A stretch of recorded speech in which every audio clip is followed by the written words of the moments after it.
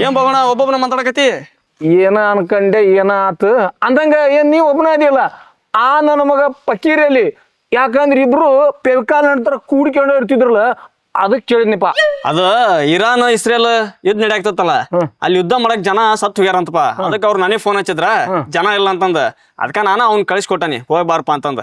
ಬರ್ತಾನೆ ಇನ್ನೊಂದ್ 2 ದಿವಸ ಮತ್ತೆ ಮುಗಿಸಿ.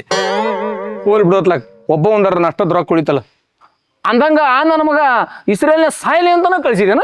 ಹೋಲ್ಬಣ ಅದೆಲ್ಲ ಹಳೆ ವಿಚಾರ. ಅಜ್ಞಾನ ಮಾಡ್ತಿ ಈಗ. ಅವನೊಬ್ಬ ವಾರ ಬಂದ್ರ ಬರ್ಲಿ ಬಿಟ್ರ ಬಿಡ್ಲಿ. ಅಂದಂಗ ಬಾಬಣ್ಣ ನಾನು ನಿನ್ನ ಹತ್ರ ಒಂದು ಭಾಳ ಮುಖ್ಯವಾದ ವಿಚಾರ ಮಾತಾಡ್ಬೇಕತ್ತಣ. ಅಂತದೇನು ಮರಯ್ಯ? ಅಲ್ಲೇ ಚಾದ ಅಂಗಡಿ ಕುತ್ಕೊಂಡ ಚಾ ಕುಡ್ಕೊಂತ ಮಾತಾಡೋಣ ಬಾಣ.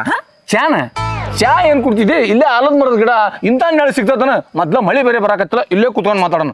ಅಂದ್ರಣ ಚಾ ಕುಡ್ಕೊಂತ ಮಾತಾಡಿದ್ರ ಸಂಬಂಧ ಕುಂದಿರ್ತಾವ, ಅದಕ್ಕೆ ಹೇಳಿದ್ದು.